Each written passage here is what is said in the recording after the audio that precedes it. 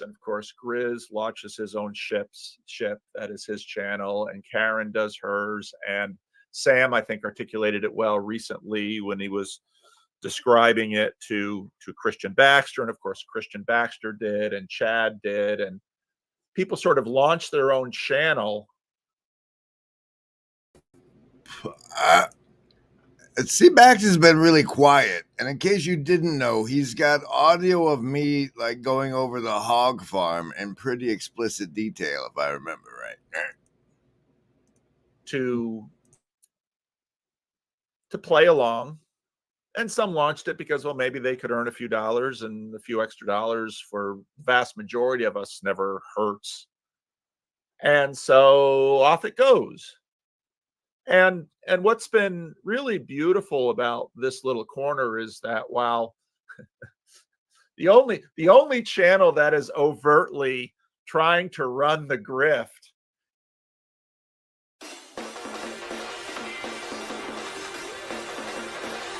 LARP.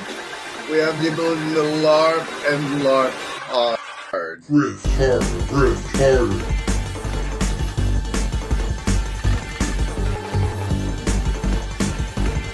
Grift harder, grift harder.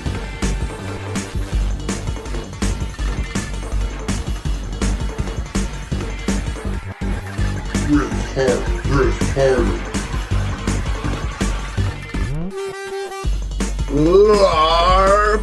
We have the ability to LARP and LARP hard. Grift harder, grift harder.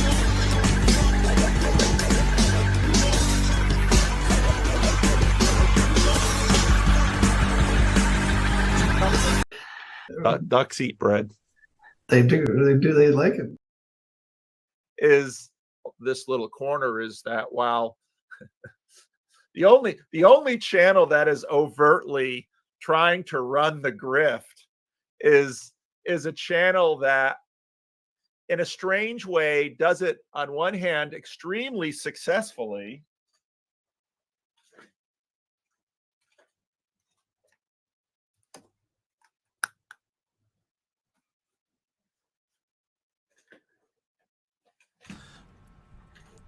oh shoot, where was I going with this? Attention.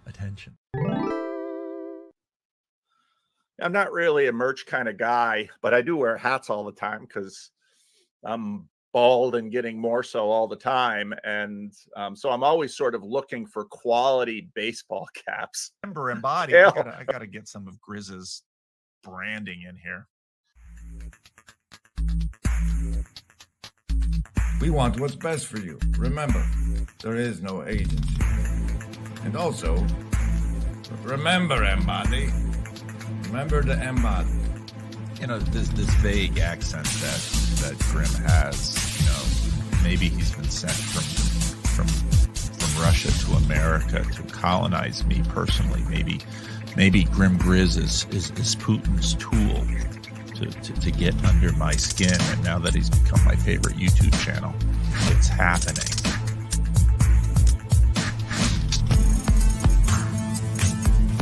Remember Embody. Remember Embody. We want what's best for you. And your body wants what's best for you.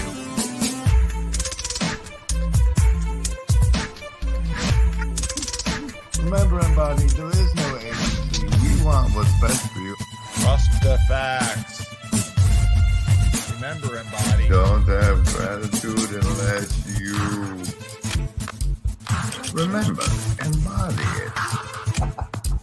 There is no agency. We want what's best for you. Please do. Remember, Embody, we want what's best for you. The Remember, Embody, participation and virtually not alone. I mean, these are the themes of Grizz's channel are really central to this.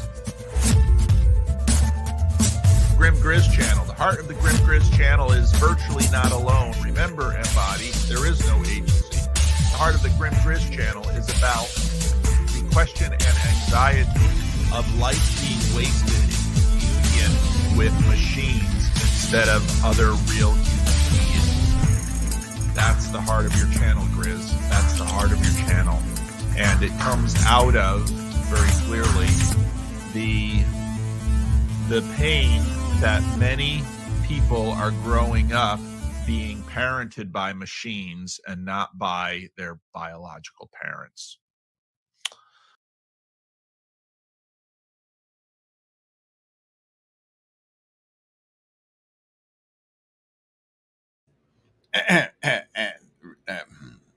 In the sea of mind control from which you need a savings throw, and you get those here, don't you know? All you have to do is choose between survival, social, wisdom, or heart as the basis for your resistance to the mind control.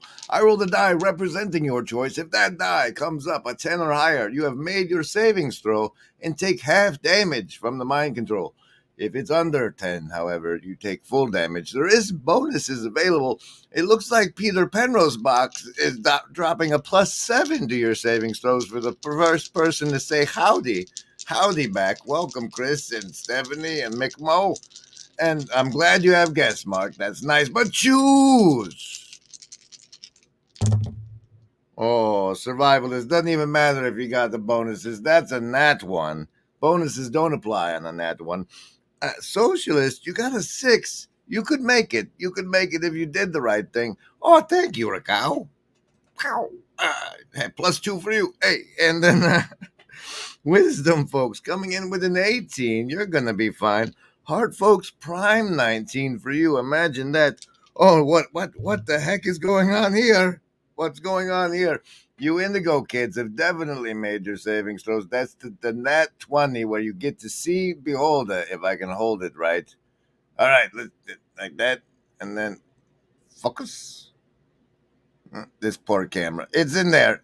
Oh, hey, Matt. That's what the survivalists get all the time. What?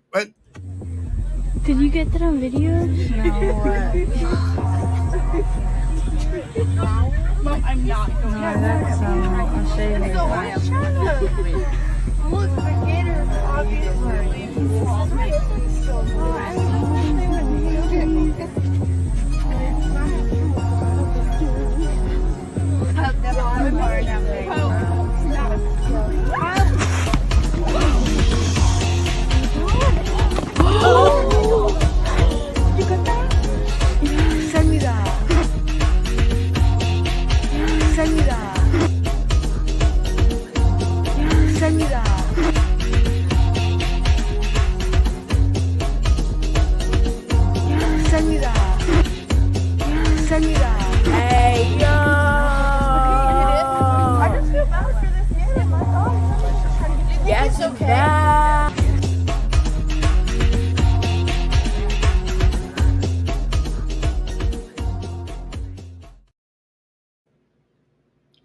Welcome. This is Unwatchable. They like it. Ducks eat bread. They do. They like it. People hate videos. They do. They like them. All right? It's a whisper in your ear. Now listen here. Remember, Embody. It's all so clear. No hidden strings. No puppeteer. We're by your side, have no fear. I cherish truth. I cherish truth.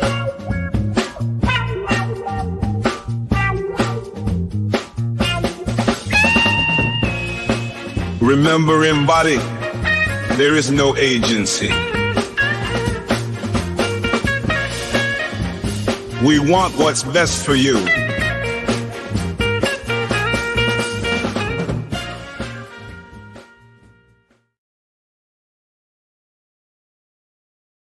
We have a question from the hive mind. Matt C says, that's a nice profile. Whoever did your profile pic, man, that's a hell of an artist. He says, if I roll a nat 1, can I get a +5 for super chatting? Yes, absolutely. The next stream saves. You now have +5 for your super chat. Thank you very much. Oh, let's hit see, we like to deliver on the title and the thumbnail. And while I expect to deliver on the thumbnail, like repeatedly, Ducks eat bread. They do. They like it. let's get to the delivery on the title, shall we?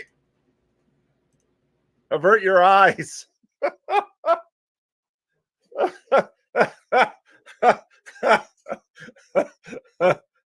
They're cargo shorts, Kale. They're cargo shorts. I wear cargo shorts 7 months of the year.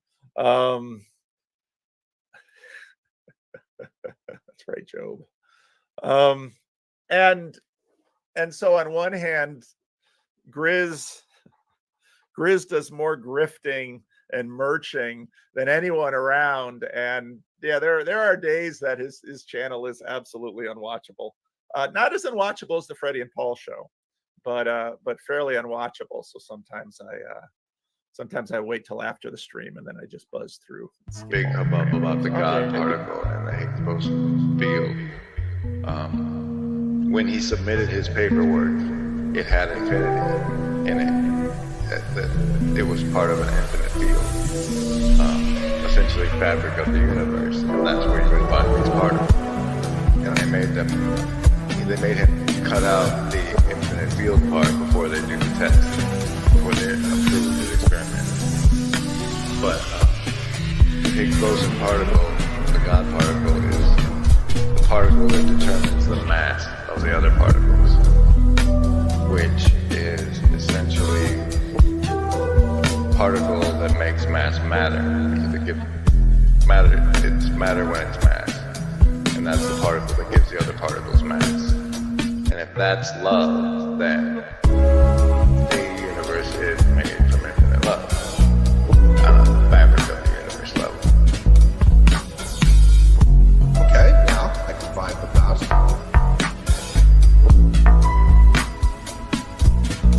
So that's the foundation of my reality. And then the conspiracy stuff is all built from that substructure.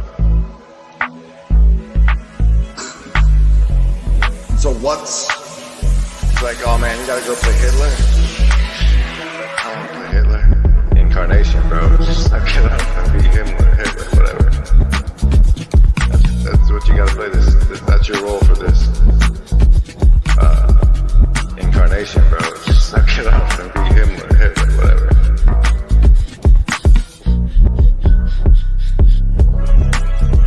I mean, we get attached to being this collection of the way things, of the way this meat.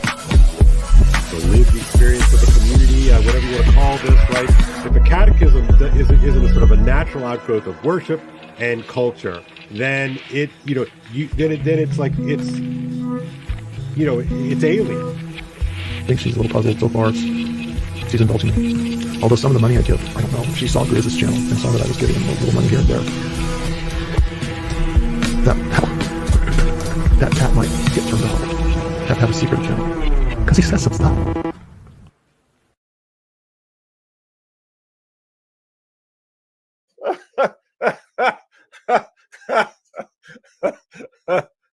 They're cargo shorts, Kale. They're cargo shorts. I wear cargo shorts 7 months of the year.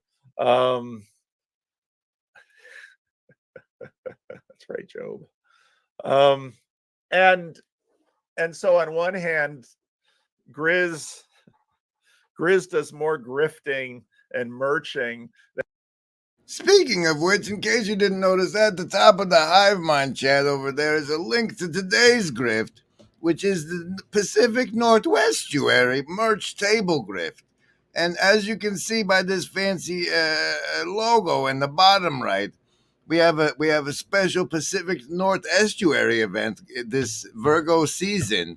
You can see Goose is over there. He's heading toward the northwest for the event. And at that event, I wouldn't mind if you could pick up a copy of The Writers of Meaning, an anthology on community, or perhaps this Through the Fire, a pilgrimage of poetries.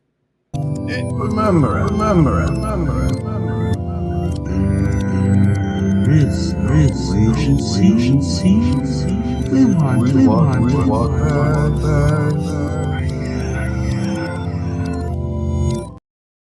And maybe even a copy of This Locust Eaters by our one and only Adrian Stump. However, I am not with barely achieving gas money to get my own happy ass to the event itself, thanks to the Shadow Cabal. Special thanks to the Shadow Cabal. So say we all. We are making a Shadow Cabal budget request for ordering them books off of Amazon and having them shipped to the church just in time to stick them out on a table and overcharge the attendees for additional funds for the return trip. Thanks to your contributions via the Ko-Fi link at the top of the hootenanny. Blue Church card of the show is the king of spades, as if we're digging deep. Now what'll that asshole think of next? Is anybody got a dime? This means that the individual psyche is far from being safely synthesized. On the contrary, it threatens to fragment only too easily under the onslaught of unchecked emotions. While this situation is familiar to us from the studies of anthropologists, it is not so irrelevant to our own advanced civilization as it might seem. We too can become dissociated and lose our identity. We can be possessed and altered by moods or become unreasonable and unable to recall important facts about ourselves or others, so that people ask, "What the devil has gotten into you?" We talk about being able to control ourselves, but self-control is a rare and remarkable virtue. But so the intention is like this will be, I'll cut this part off and leave it as a video. Darn, don't you wish StreamYard was better at that? What's it look like in the chat? Hey, that's pretty fancy. Okay, in case you missed it, Peter Penrosbach has gifted 5 memberships to the channel, which gives you the superpower to make fancy emojis, like this one that gives you a +7 to next stream save. It looks like Cassandra's giving 3 out in celebration for the membership superpowers, and that's nice. Now, what are we... Hello, everybody. This is Karen at The Meaning Code, where we explore the structures of the universe to discover the metaphors that uncover the hidden reality. Now, back to the grift. We the Writers of Meaning, who have made this beautiful anthology over here that's all about how awesome we are, as far as I understand it. They have this website over here called thewritersofmeaning.com, and available now on Amazon, coming soon. On the Barnes and Noble, stay on this website to see if you can get a hard copy, because right now over on the Amazon we still can't.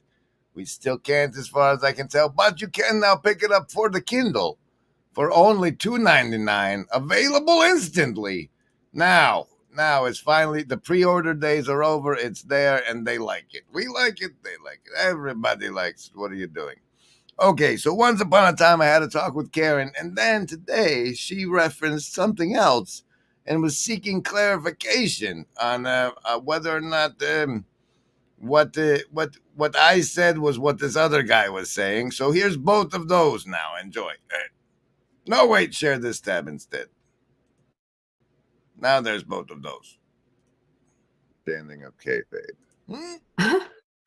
What you mean, like wrestling?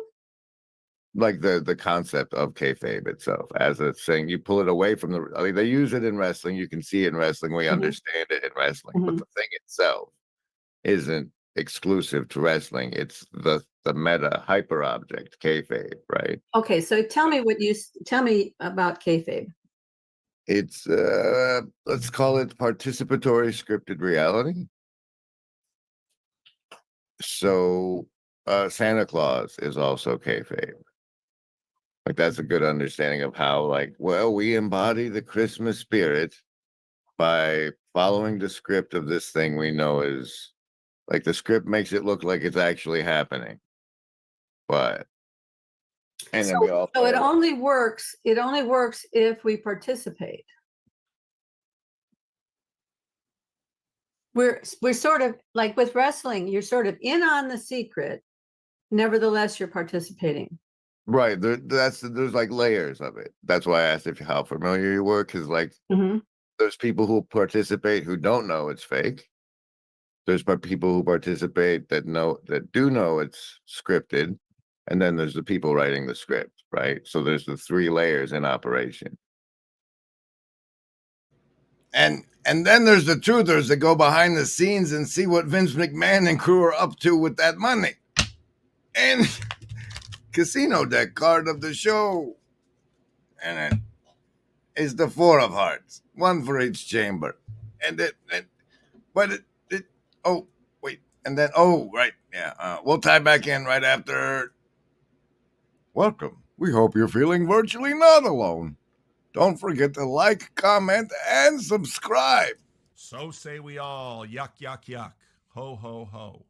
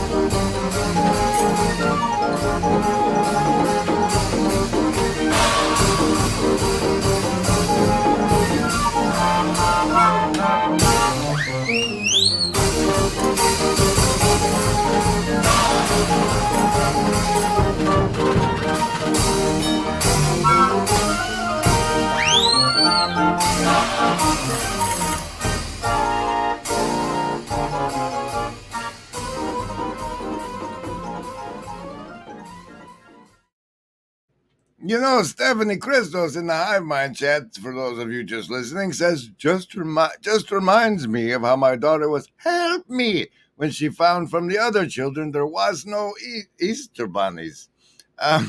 It turns out that the clip that Karen thought might be referencing kayfabe is a banger from a crossover with Paul Kingsnorth and Martin Shaw, and you deserve to hear it, even if it's not. So, Martin, I wanted to read back something that I read that you wrote recently. You wrote, to look. She doesn't really she doesn't really do this justice. Hold on. You wrote recently. To look too frequently into the abyss can do savage things to you. A myth is when you use the story as a shield, where you can gaze on the reflection of the monster without being drawn endlessly into the pitiless depths of its... Face. Of its face. And yeah, that really resonated with me because I feel like I do that a lot. I'm scrolling on my newsfeed on my phone. Yeah. And so I wonder what are the stories in the Christian tradition that can serve that function or that serve that function for you if they are there? So what I was talking about, and that's I only wrote that like 78 hours ago, so that's very well done. I'm on it. You are on it. So that comes from an old Greek idea that when you're approaching a monster, to look directly at it, at best is gauche, and at worst is going to burn you out. And what you need to do is look at the reflection of the monster on your shield. And traditionally, myths have served as a kind of shield. So you gaze on the horror of life without it absolutely obliterating you in the process. To do that is not artful. To be skillful, to have what the Greeks call metis, that's something that involves a reflection. And myths, stories, there's many stories from the Bible and the Old Testament and the Gospels, of course, all of it. I draw on it constantly. I suppose. Oddly enough, he didn't hit on the shield of faith, which I know to be like part of the full armor of God. And because I was already consorting with the AI demons, I can't find it because it's Grok. Son of a. No, wait. No, here it is. Here it is. You found it. Share it, though. Okay. So, no.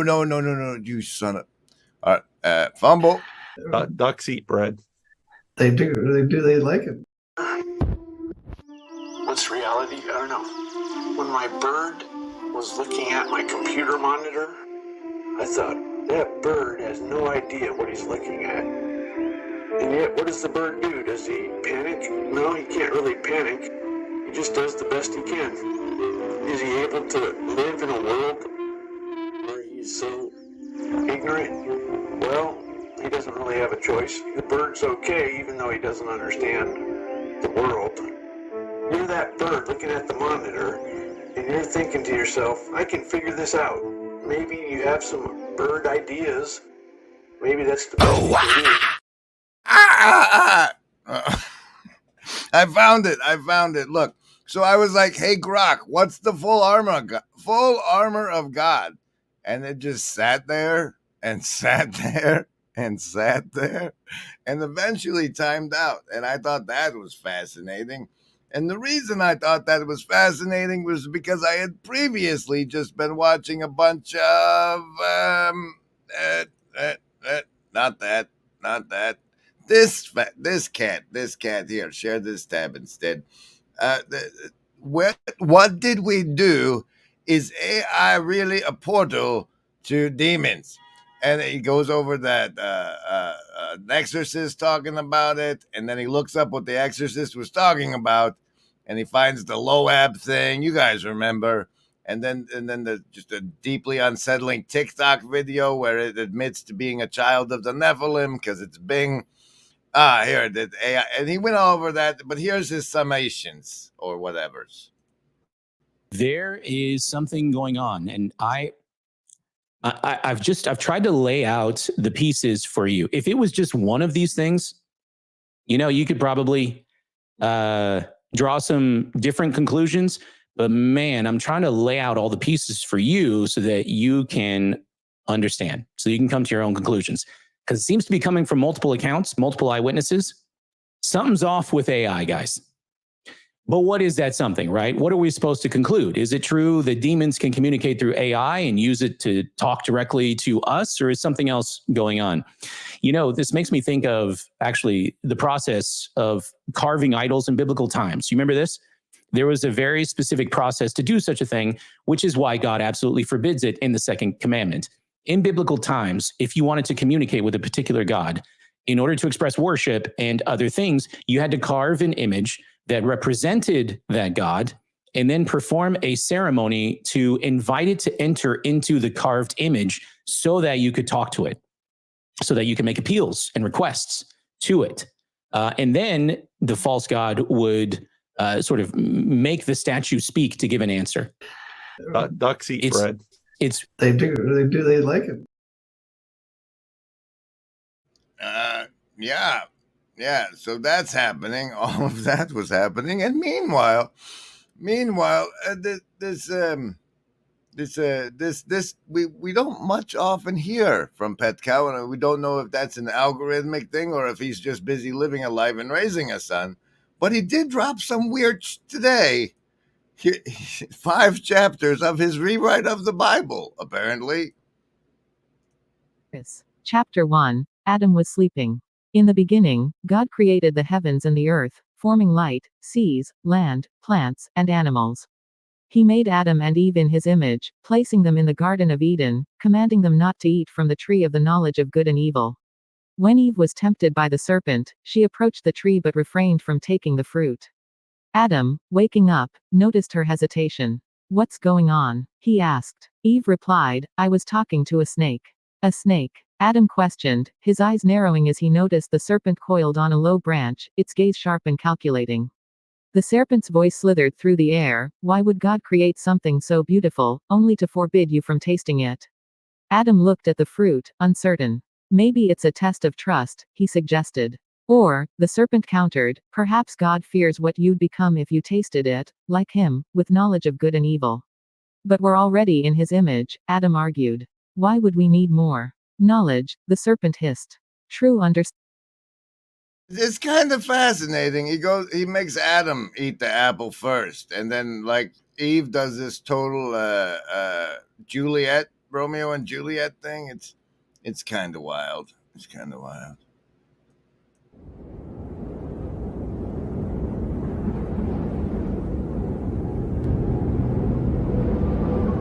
To me, it seems that there must be something on the other side. We are all told that truth is merely a conclusion that can reliably be derived from some observable phenomenon. We forget that truth is a tool. It is the hook upon which we hang our deeds and the bed from which we rise each day. To assume that death is the end is to assume that our being extends no further than the physical substrate that carries us. This assumption does not account for the way in which we experience being alive, nor does it sit comfortably aside the fact that we are not yet able to comprehend the way in which our being manifests itself from the flesh and bone that binds us. I believe that those gaps in our understanding are still wide enough to cast doubt on such conclusions. I believe that those gaps are yet wide enough for our souls to fit through and drift onwards into some new realm.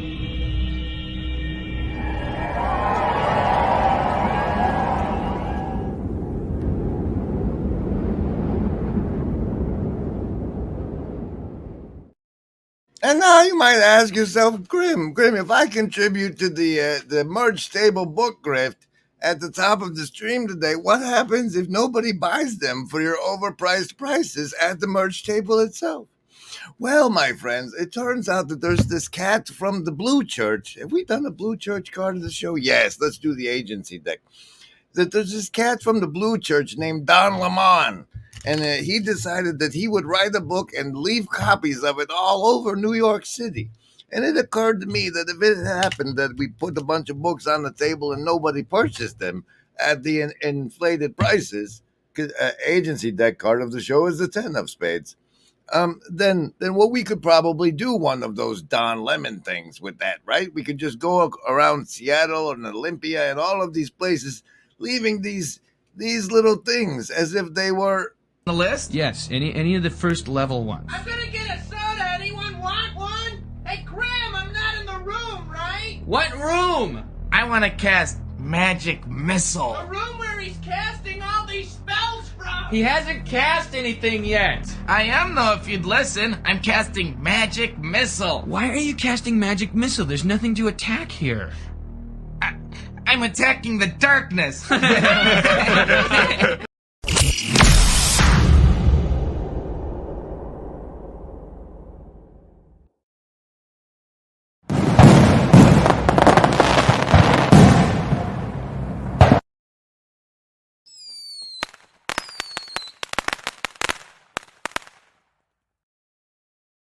I like it. I like it whenever it's Honoratus. I'm a fan.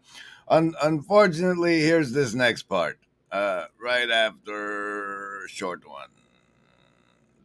That one's scary. Find it. Find it. I'm not a cat. No. There it is.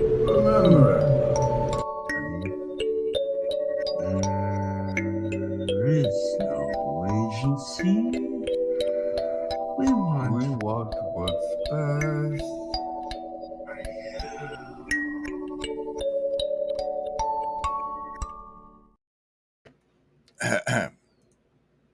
When life hands you lemons.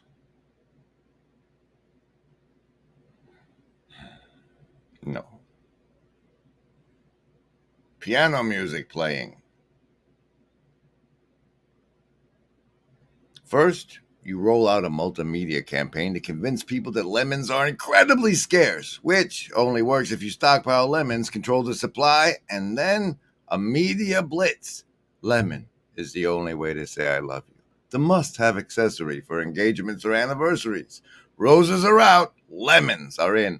Billboards that say she won't have sex with you unless you got lemons. You cut the beers in, limited edition lemon bracelets, yellow diamonds called lemon drops. You get Apple to call their new operating system OS the Lemon. You charge 40% more for organic lemons, 50% more for conflict-free lemons. You pack the Capitol with lemon lobbyists. You get a Kardashian to suck on a lemon wedge during a leaked sex tape. Timothy Chalamet wears lemon, lemon, lemon. Get a hashtag campaign. Something isn't cool or tight or awesome. No, it's lemon. It's lemon. Did you see that movie? Did you go to that concert? It was effing lemon, man. Billie Eilish, oh my God, hashtag lemon. And then it goes on, but eventually you make lemonade. Oh, that's too much of that one. Do this one.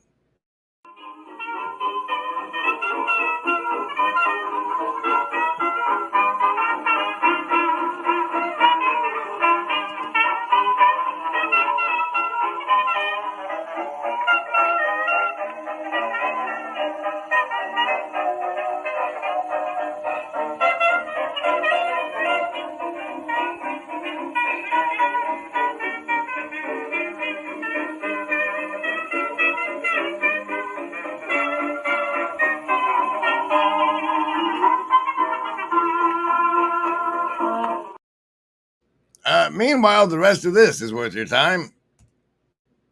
The big story for me over the last few months has been Job. I keep coming back to Job and the evisceration that he goes through, and the fact that actually God never gives him an answer. He never tells Job what Job longs for. What he does is he lets Job briefly peer behind the curtain, and Job is silenced by it. And I've been thinking about that. I call it the wonder eye. The wonder eye. And the wonder eye, our capacity as Christians to be praise makers, to leave this church this evening and find 12 things that desire to be admired on your way home. That is a beautiful, and it is a godly, and it is a biblical thing to do. Again, I just didn't pick up on that, you see. I was so scripturally bound, I couldn't see, eternity in a grain of sand, that kind of Blakean explosions of Christianity. I didn't know that was there. But in the Celtic tradition, if you're growing and you are, and this comes back to your early question about initiation, which I didn't really answer.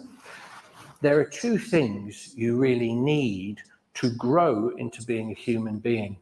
One of them is relationship with a place, a landscape, and that could be, Blake found that in London. It doesn't have to be 365 square miles of Dartmoor, though it helps. And relationship to story. And if you don't have stories wrapped around you like a swan feather cloak, the old Irish idea is you will be prone to enormous bouts of anxiety as you get older. There will be some kind of electrical field that is getting continually pushed around in you that shouldn't be available. You should be more robust than that. You should have more self-reliance than that. The language that we speak these days is a very damaged language. We speak a language of damage and trauma and pain, and these things are absolutely real. But the stories that we remember, especially in oral cultures, a story had to be significant for you to remember it. We didn't have these screens. For a story to be remembered, it had to be part of that bolstering. It had to give you that largesse. I'm the father of a teenage girl, and I knew from when she was about 5 years old, she needed big speech. She needed to be able to go into her little primary school and tell the story of Parsifal or Tatterhood or whatever it was. And it gave her this kind of robustness. It gave her, coming back to it, the shield. That's what. And the shield, coming back to it, that we choose is faith, right? Because that's how it is. Against that, the light, we see the reflection of the monster and don't lose heart. I don't know. I'm going to drop the link for this. It's worth your time. It's one of the best crossovers. The only thing better would be those two just talking to each other, right? I hope this has been unwatchable. And thank you, Shadow Cabal, for all that you do.